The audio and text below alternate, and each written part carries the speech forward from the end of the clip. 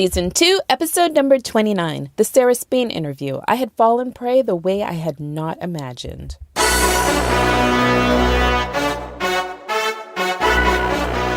Keep It 100 Girl podcast is brought to you by Breather Workspaces.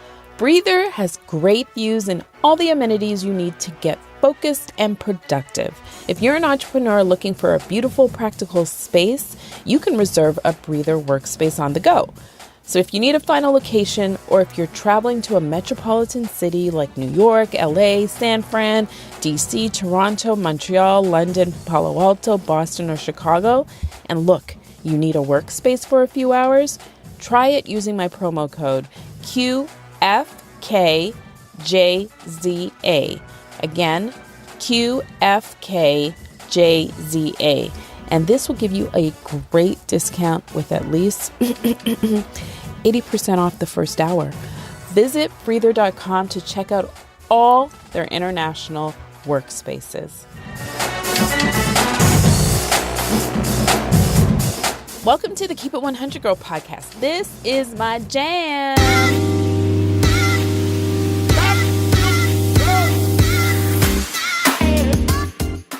I love doing this show. I discover every week 50 shades of cray-cray and reveal what people are thinking but not saying out loud. My episodes are directed to the uninformed girl and guy. And this is where I have positive influences on my listeners' lives who want to keep it 100. That's right. Keep it 100 means keeping the conversation real and true with no filters. I want to be that positive influence in your life. Nina helps people who want to learn how to do it with confidence. And you know what? We're going to celebrate embarrassment at the same time. Every week, men and women share their 50 shades of cray-cray. In today's episode, Nina talks with esteemed sports media journalist Sarah Spain. And you know what? I've convinced her, and it wasn't that hard, to celebrate her embarrassment. So she's going to share her personal wake-up call for women in the industry. And also, I got some few girly things that you didn't know about her in this episode.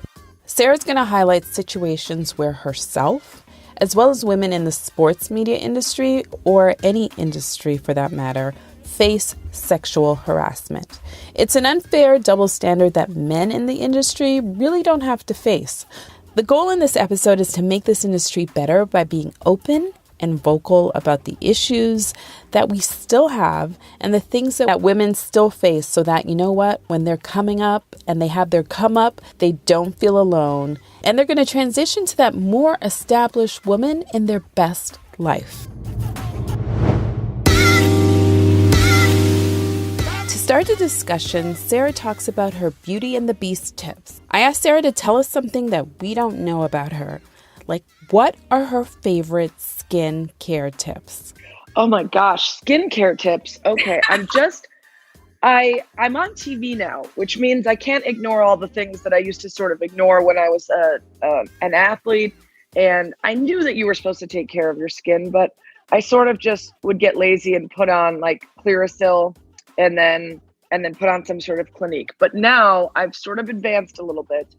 There is this and the problem is I often forget the names of the product I'm using. I'll just like buy them. But one of my favorites is I think it's by Too Faced, and it's called Hangover RX. Whoa. And it's supposed to be for days after you've been out partying, or maybe you're dehydrated from flying, and it's supposed to give you good moisture in the morning. And the reason I love it so much is because it has a hint of coconut. So it always feels like I'm on vacation, or like I'm giving my skin a little trip to the beach, even if I'm just, middle of winter and dehydrated. So that's one of my favorites. And gosh, what else do I love? I just actually tried a new mask, and I'm going to forget the name. I want to say it's by like Drew Barrymore or something. In fact, hold on, it's right next to me.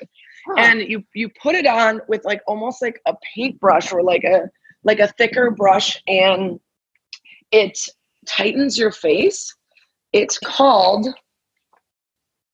hold on. I have the, my makeup artist actually recommended it to me, and I fell in love. And basically, as it gets on your face, this combination of the gel and the fluid that you mix up in this little container, it tightens your skin and then opens up your pores so that you can let in the good stuff and let out the bad stuff. And it is called Hana Cure, HANA cure.com. And it's pretty magical. It's like almost like a photo light facial, but you do it at home. And you feel the tightening happening? Is that? Yes, you like during the half an hour that it's on, you can't really interact with other people because you try to talk to them and your face is frozen. But when you get it off, it just feels super tight. And even my makeup artist was like, when I put your makeup on for the show today, it just comes on like butter because your skin is accepting it because you don't have this layer on top that you had to, get off. Secondly, this episode, as well as all of my other episodes, are directed to the uninformed woman. So it's just convenient for me to ask Sarah, what would women need to know in their 20s and 30s now that you've been there and you're doing it in your 30s? Oh my gosh, a million things. Well, one thing that I always joke about was when I was in my early 20s living in LA, I remember I read, I think it was Jennifer Aniston in a magazine, saying something about her 30s being so much better than her 20s because she just didn't care anymore what people thought. And she was able to be her true self, surround herself with people that she loved and that were like her, and didn't feel like she was either competing or in bad cliques or surrounded by cattiness or pettiness or worried about what she needed to prove. She said her 30s were so much happier because of that. And I thought at the time, when I was an idiot 22 or 23-year-old, that she was just trying to make herself feel better about getting old, right? I thought it couldn't possibly be better than your 20s. Your 20s is the best. And man, was she right.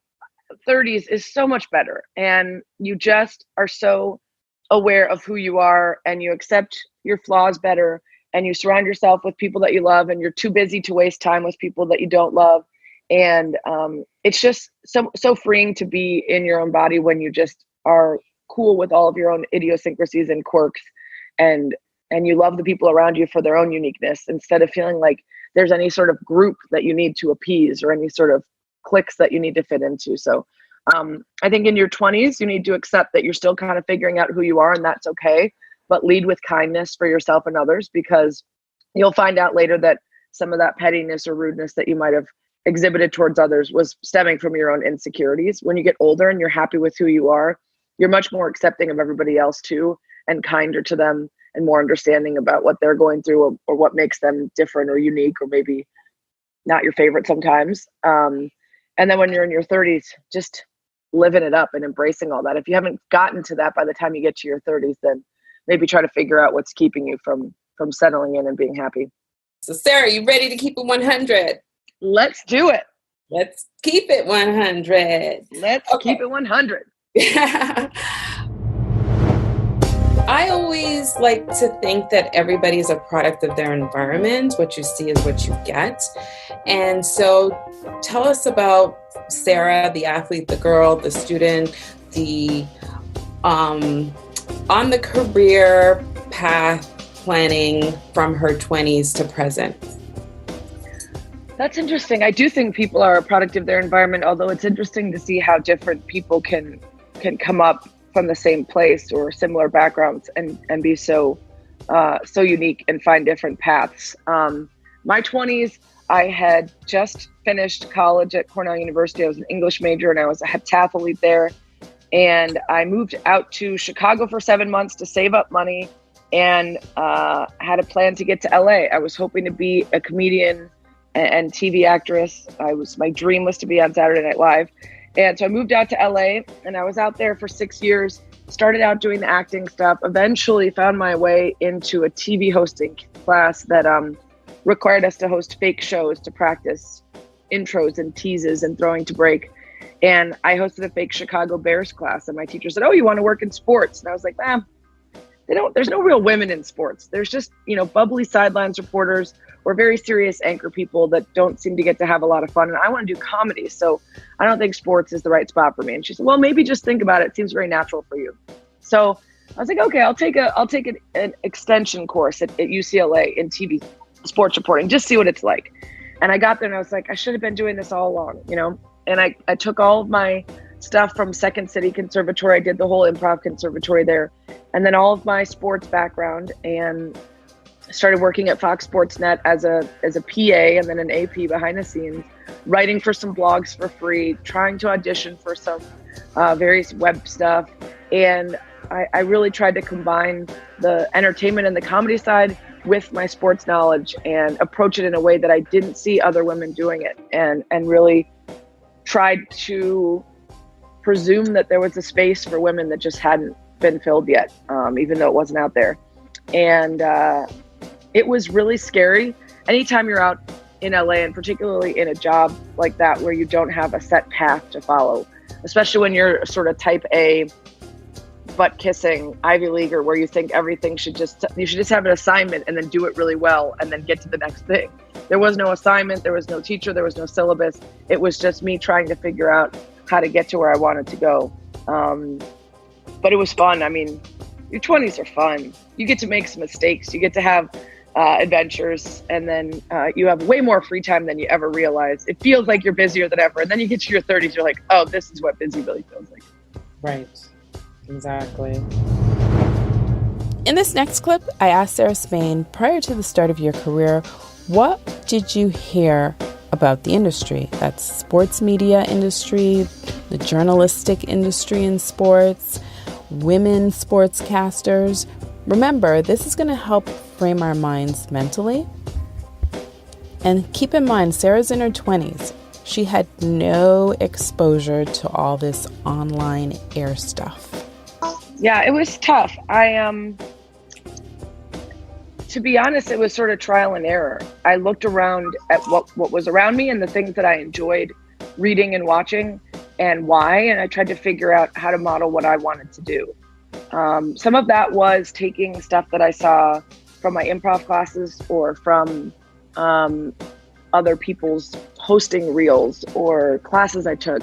But a lot of it was really just looking at the landscape around me and trying to figure out what was wanted and where I fit in. And unfortunately, especially back then, it was sort of the wild, wild west of sports blogging. This was maybe 2004, 2005. And the women that I saw that were on these websites, especially in these sort of lesser roles, the kind of entry-level stuff that I thought I could do, there was always tons of cleavage, tons of makeup, and it was very much about being sort of this little teaser in the corner. Here's all your sports news, and then here's this girl in the corner with this sexy outfit that's going to tell you about your fantasy sports team or what the latest news is.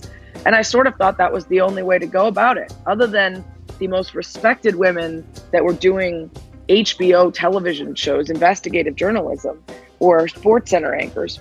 That middle ground, I just didn't see very many women in the spaces, especially writing. There's a bunch of really funny sports blogs that were very clearly geared towards men. And so you had to read them and sort of realize that you weren't really welcome there. You weren't invited to the party, but if you wanted to get in on the sports stuff and you wanted to be a part of this very funny counterculture web environment, you had to sort of suck it up and accept the digs at women or the accompanying bikini photos that had nothing to do with the content. And eventually that's sort of how I got started, was trying to buy into that. And it wasn't until later that I realized that I had sort of felt like that was the only way to get into the business. And now I try my best to write about and talk to up and coming girls about finding ways to make that break and get into the business without having to feel like you are being something you're not. Because I've always been funny and wanted to be funny and not really been comfortable trying to be sexy. And that felt like it was a requirement of the up and coming women in the industry. It has gotten a lot better though, which is huge for especially former jocks and comedians and any women who don't feel like that's their natural state, is trying to, flirt their way into a job. Did you ever anticipate like what it would be like working in a predominantly male environment, especially with just like how you alluded to, like these women that were just kind of the Vanna White in the corner? To anyone starting their career in a male-dominated space, in this next segment, Sarah and I talk about the inevitable nature of how every woman is bound to come across a guy who's going to make you feel awkward. Whether he's inappropriate with touching you, or lastly, maybe he's just straight up hits on you.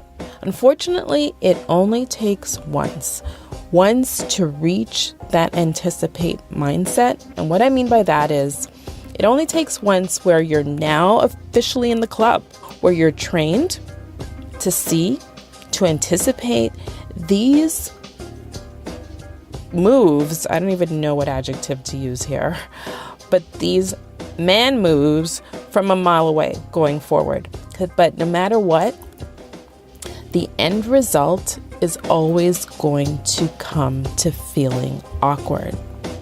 To this guy's home and anticipating that you'd get a taxi in 20, 30 minutes. And he's obviously coercing you, inch by Yeah, so that came later. Like, I think it's worth noting that unfortunately, sexual harassment happens in every industry, even the ones that are not male dominated. It can happen at any job where there's a power structure that allows somebody with ill intent to take advantage, but it certainly seems and feels to be more predominant in industries where there are so few women. And I think when I got into it, I was pretty naive. My parents have a law practice together. I've always been competing against the guys in sports. I've always had a lot of guy friends. I've always, considered myself somebody who couldn't be told that I couldn't do something.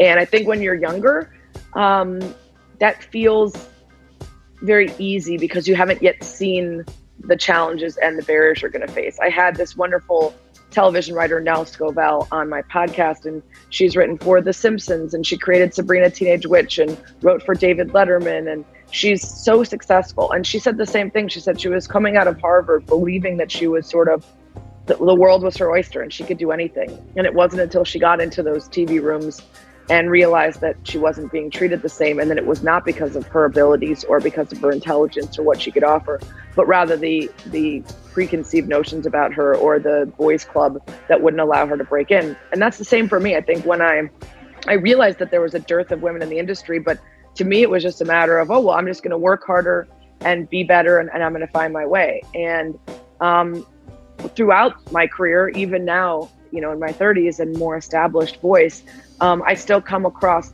the issues that are inherent for women, whether that comes from people within your own industry or even the fans and social media users that don't believe that there's a role for women.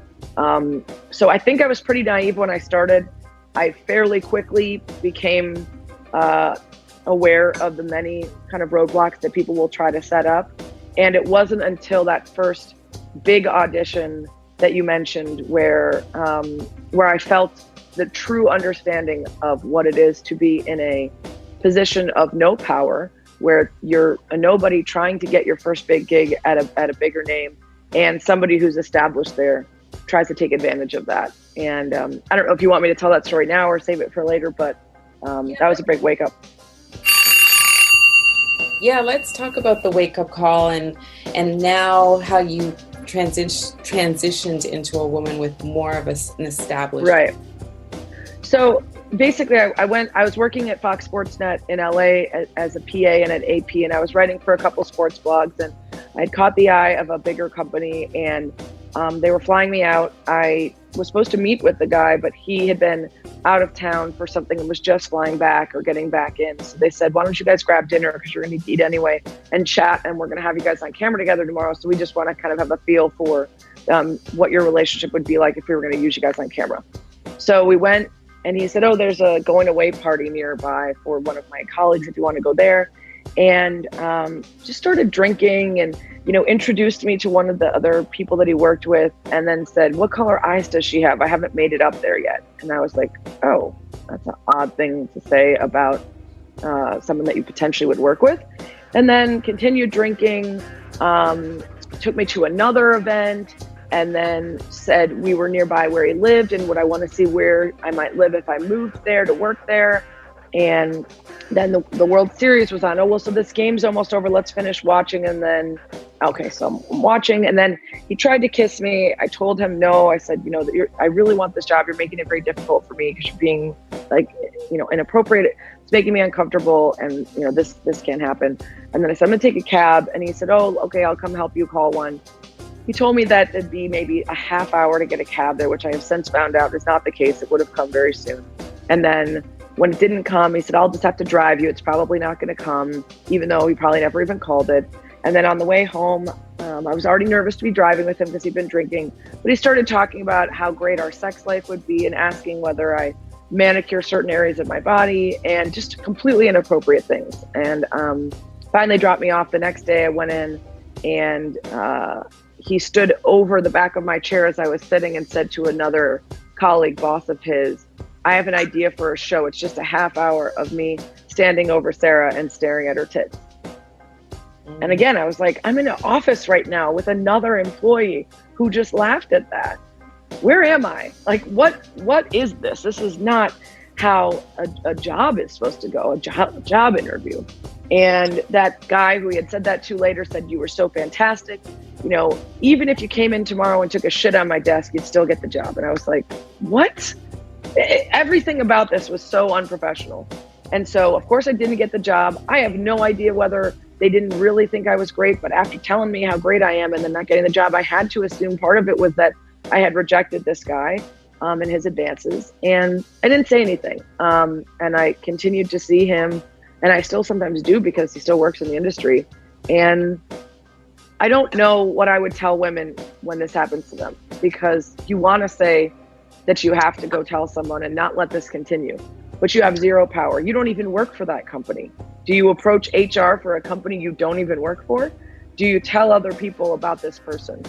Do you risk being considered a troublemaker, even though you had nothing to do with it? Because of the way we now still see these incidents, so often it's the woman who is blamed for it, even if she had no power over the situation and was not the reason for it happening.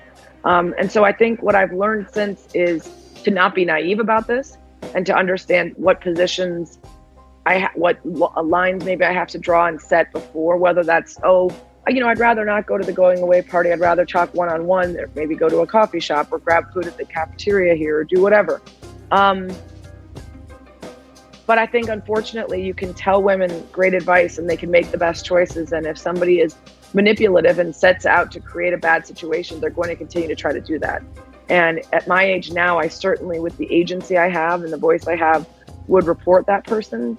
But I don't know exactly what the best advice is for an up-and-coming person who's trying to make it in those situations, because too often, if you are in a company or a place where the person in charge doesn't get it, you may be punished for that, whether you did something or not, which is unfortunate.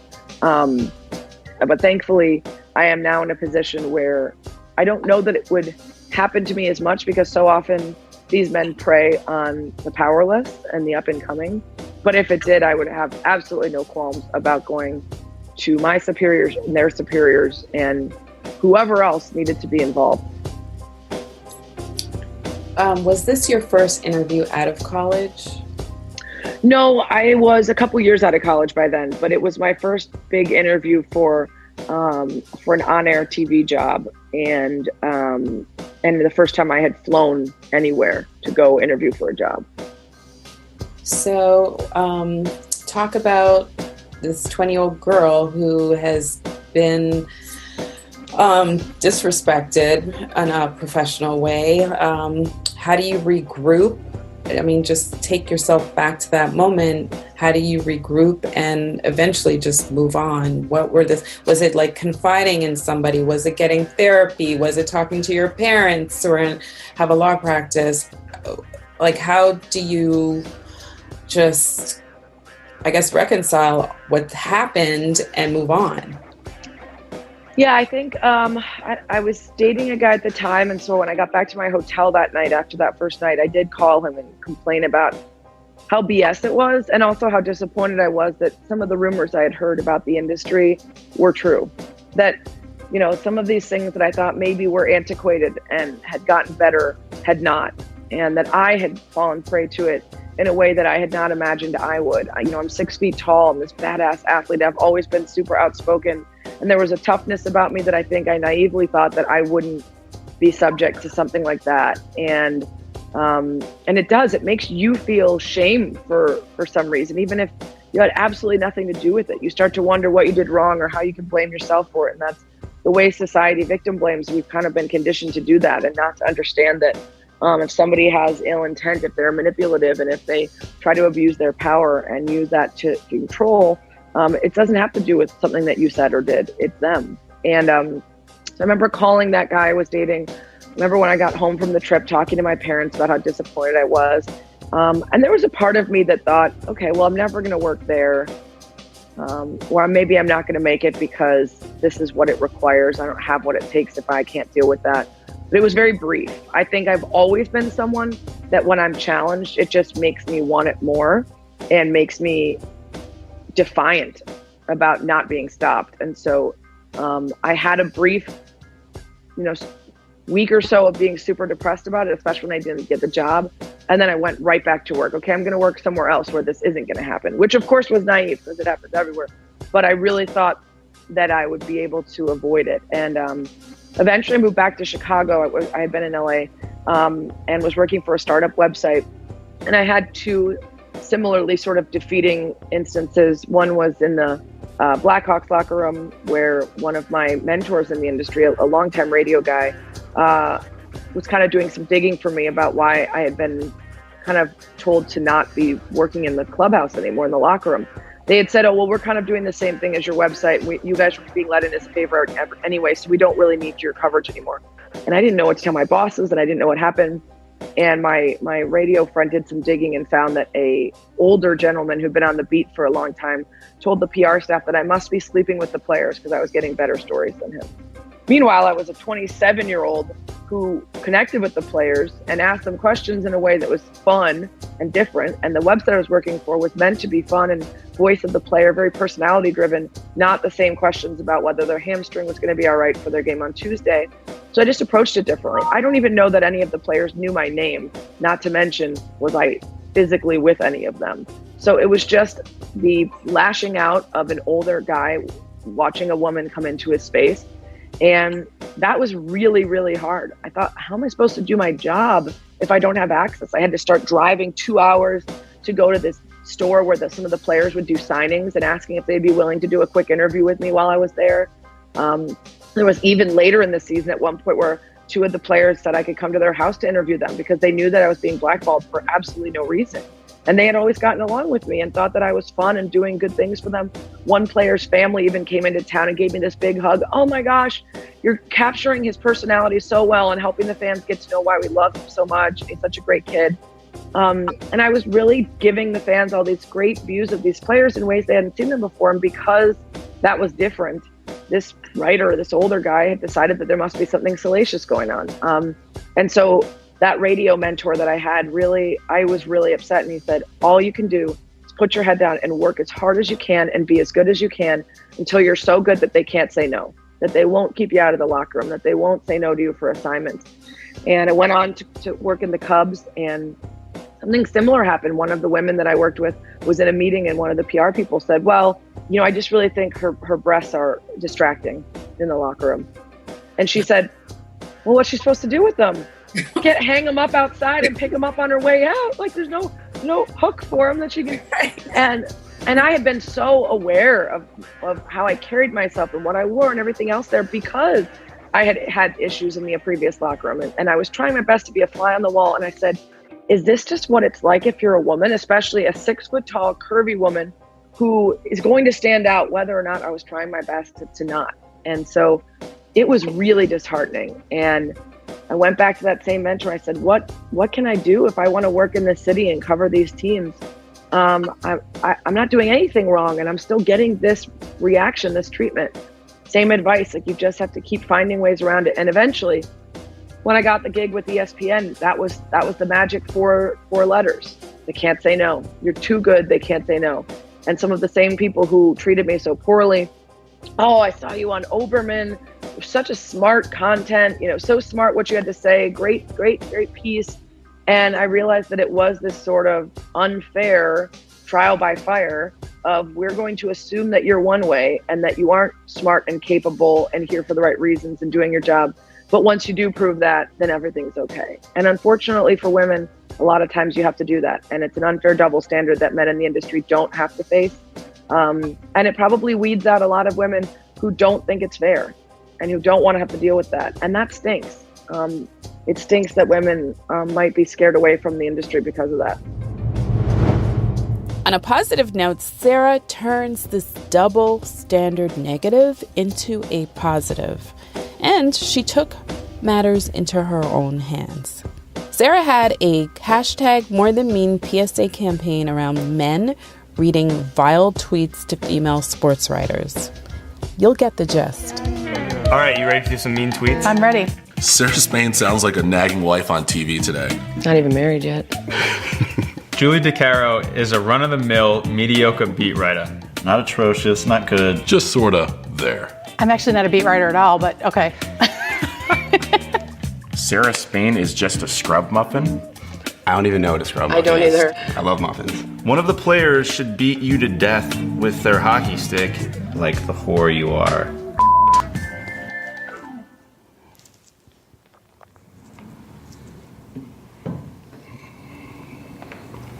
I'm just reading this. Okay.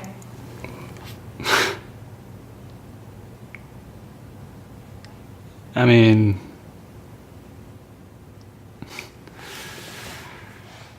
okay, this is why we don't hire any females unless we need our sucked or our food cooked. Sarah Spain is a self-important know-it-all. Okay. Just read the tweets, man. There's some mean tweets. This dumb. There's a lot of C word. There's a lot of C words, yeah. Yeah. I hope your dog gets hit by a car, you.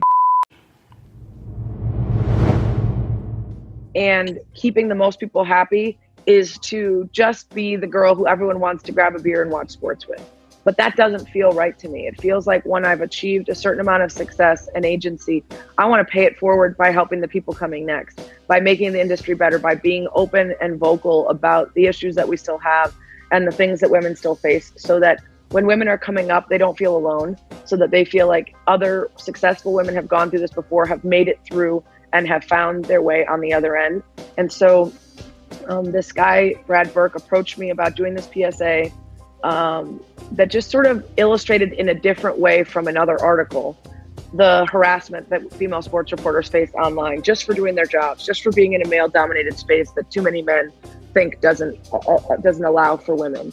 And so Julie DeCaro, who's another sports reporter in Chicago, and I were the only ones that said yes. He asked maybe 6 or 7 women reporters. And they had guys that we didn't know and that didn't know what they were coming to do. They just told them they were going to read mean tweets, read actual social media comments from some of our worst trolls to our face. And they wanted to show that it's much more difficult for both sides when you're saying these words to somebody's face instead of using the anonymity of the internet. And there are so many studies about how physiologically our body reacts to the social cues of others, whether that's the look in their eyes or the movement of their mouth or the way they carry their body. And it really physically taps into our empathy when we are making someone feel bad. And of course, you can still do that if you want. You can still face-to-face be an awful person to somebody.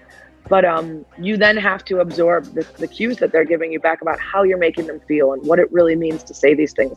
When you're online, you don't have that. You don't see the person that you're talking to and how they're reacting and whether you might be hurting them. You don't know anything about them or what's going on in their life when you do this. And so this video of us taking on these comments from somebody 5 feet away, 4 feet away, and the reactions of the men versus our reactions. Julie and I have been going through it for so many years that we weren't surprised, but these men were really surprised to hear comments like, I hope you get raped again. I hope you're Bill Cosby's next victim. I hope your boyfriend beats you. I'd like to hate F you. The worst of the worst. And as much as it's disappointing in some ways that seeing men be vulnerable and react to this was the power of this video, that is the case. We hear enough women talking about how bad we have it, and sometimes we get so accustomed to just saying, oh, we get it, and not wanting to listen to women when they tell their experiences. But there's a very visceral reaction to seeing men be so vulnerable, to seeing men be so traumatized. And I think that was the difference in the video. And it ended up winning a Peabody Award and a Sports Clio and shortlisted for Cannes. It got so much publicity. It went viral, millions and millions of views.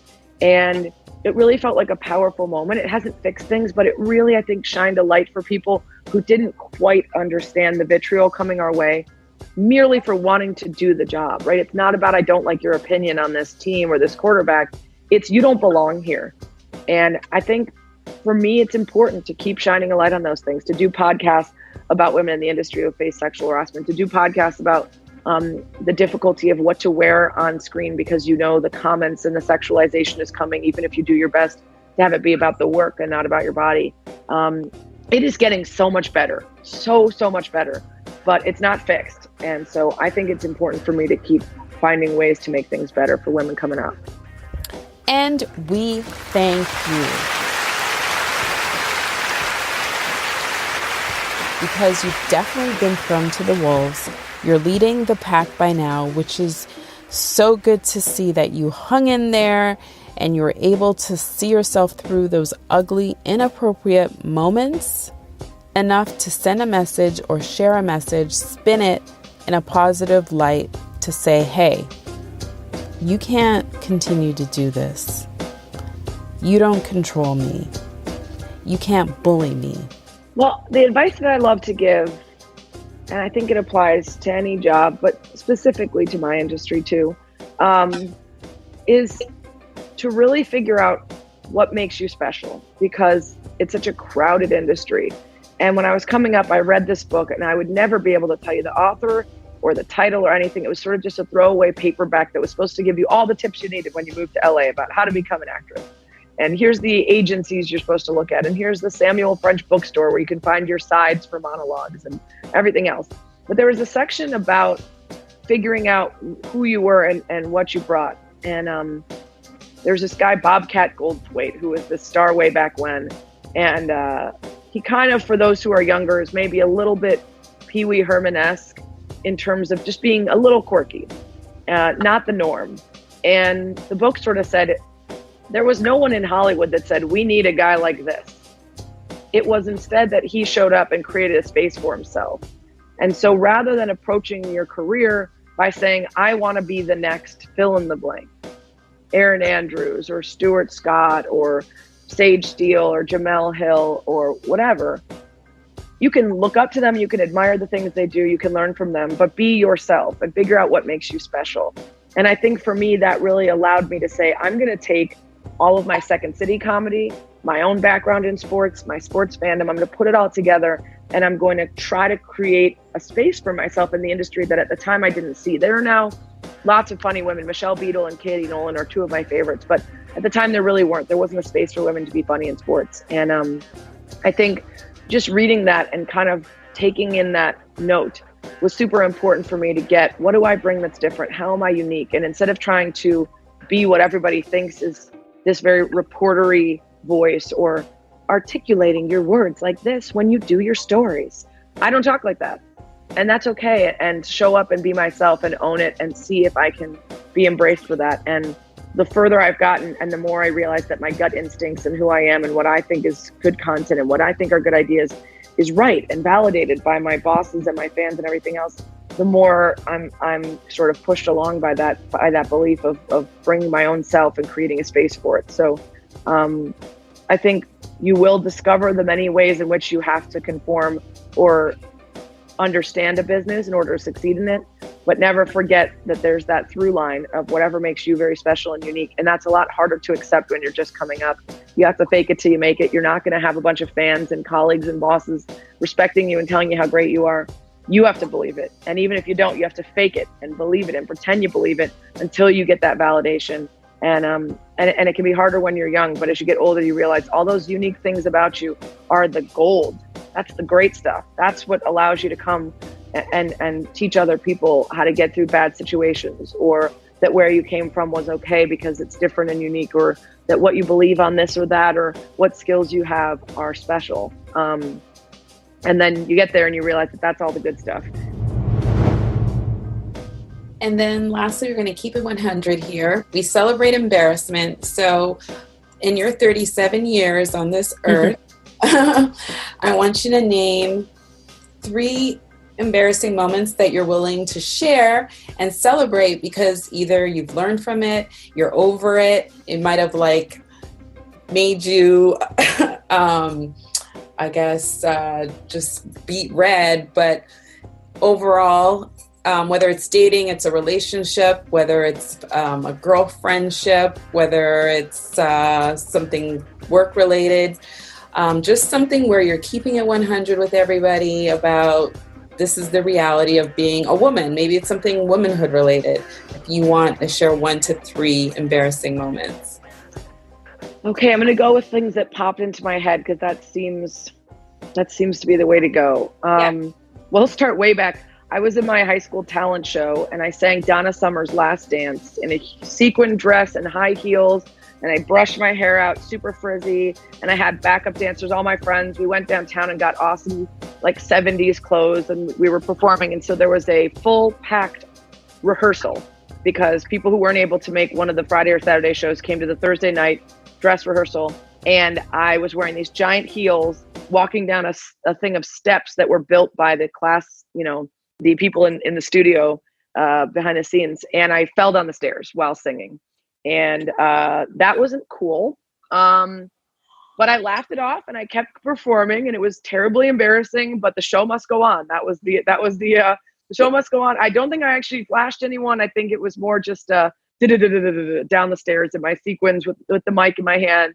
And my friends had not come out to dance yet. Cause the beginning of the song is very like, ooh, all that. And then it's like last dance. So they hadn't come out yet. And they just hear this and they're like, oh no, what happened?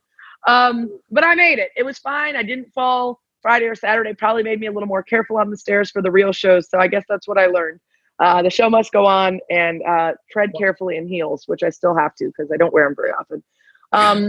Moving on, I remember I got my very first and only sidelines reporting gig. And I don't really love sidelines reporting. It's a whole lot of work. There's not a lot of personality in it. You come in for your little 2 minutes, you give your report, you throw back up, you come back for an injury, you throw back up. And there isn't a lot of room for personality. But I had gotten this anecdote about this statue right outside where the University of Illinois guys come out of the tunnel for football, and they all, they touch it or whatever on their way out for luck. And I've never been good with numbers. And I should have just not included how much the statue weighed. No one needed to know what the statue weighed. It was not important. But I decided in my report, as I'm talking about this statue and what it means and everything else, I'm going to say how much it weighed. And I got the number completely wrong. It was like, instead of 1 ton, I said 100 tons or 1,000 tons or whatever. And I got corrected on social media by multiple people. And I was mortified that I had made a mistake. And now I've made a million mistakes. And I'm like, who cares? But at the time, I had just gotten started and it was my first time. And I felt so much pressure to get it right that I couldn't believe that I had made this mistake. And it wasn't important. It didn't matter. Most people probably didn't even notice. They don't care how much it weighs and they don't know how much it weighs. But I really internalized that error. And one thing that I've realized as I've gotten older is it shows way more confidence and certainty with yourself to own those errors instead of trying to cover them up or try to defend them. Just, oh, well, I messed that up, whatever. Because I have great mentors in this industry and guys that I really respect who know so much, and they'll still be like, actually, I don't know who the coach of the Nets is. Does anyone know who the coach of the Nets is? And it's something that you would think they would need to know, but we can't know everything. And as soon as you accept that you can't know everything, and as soon as you accept that you are good enough and smart enough and you have all the abilities to be in there, it's much easier to accept when you make a mistake. And everybody around you lets it just wash right away if you act like it's not that big of a deal. If you freak out about your own mistakes, everybody else is going to assume that there's reason for you to be so insecure. So that was horribly embarrassing at the time, but now I look back and it's just not the end of the world. I'm sure I have a million dating. What was embarrassing? I mean, almost everything about my dating life is embarrassing. Did you ever date a short guy? I did. I dated a couple short guys. One was a hockey player who ended up playing a little in the NHL. So he didn't seem as short because he was just like, he had crazy confidence and he was this great athlete. But I also dated a short guy who was like kind of a pale Irish guy, but he would learn all the songs that I love and play them for me on the guitar and sing. And that's like my sweet spot. So he got away with being short because he was a musician, which is a total, the musician card is a tough one to beat. Man, I can't think of any off the top of my head. I think the thing that I just learned most from any of my embarrassing moments with guys is something that my girlfriend taught me that was really key. She's just this beautiful blonde. And I remember the first year that I had met her, the first Valentine's Day, she had 3 sets of flowers that showed up at her door and 2 separate dinner dates that she went on. And I was like, what is this girl's secret? I'm at home alone with my friend watching The Notebook and eating Chinese food. Like, how does she have all these dates? And one of the things she taught me was you have to demand that they treat you the way that you want to. If don't show up if they text you at 11:30 and want you to come over and they've never taken you on a date. If you want to be treated the way that you want to be treated, you have to demand it and you have to act like you're deserving of it because they're only going to treat you as well as you treat yourself. And I really didn't have the confidence in myself to ask for that. I really let a lot of guys treat me poorly, not anything, abusive physically or mentally or anything like that. But I just didn't demand the respect that I was owed, especially in my early 20s, to be wooed and be taken out on dates and to be treated like someone who is deserving of real affection and be your girlfriend and not just someone they hang out with. And as soon as I kind of learned that from her, it really changed everything for me. And that's kind of like the confidence you need for your job. It's hard to do when you're younger. So you got to fake it till you make it. If you don't feel it, you got to pretend like you do, because that's going to have others around you treating you the way you deserve. And that wraps up another episode of the Keep It 100 Girl Show. Your go-to girlfriend is here to empower you every week, ladies. We celebrate embarrassment, self-love, and those life lessons that make you go, sheesh. Life is too short. Don't worry about stupid people and stupid things. Have fun, regret nothing, and don't let people and the worst of people bring you down. The fact that you all are open, vulnerable, and honest with me is a true testament of what Keep It 100 really means. But wait a minute, before you go, I want you to do 2 things. If you like this episode or any other ones, kindly leave me a rating and 5-star review on iTunes or Stitcher.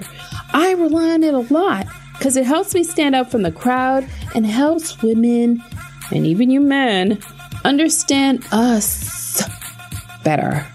Don't forget, tune in on Friday for my Keep It 100 moment. If you like my style and my episodes, spread the good word using the handle @NinaBabel. Share my podcast on social, Twitter, Instagram, Snapchat, and my Facebook Keep It 100 Girl page. If you want to share your story, drop me a line, question, story request, or pitch your own, then use my direct email address, ask@ninababel.com. Smooches!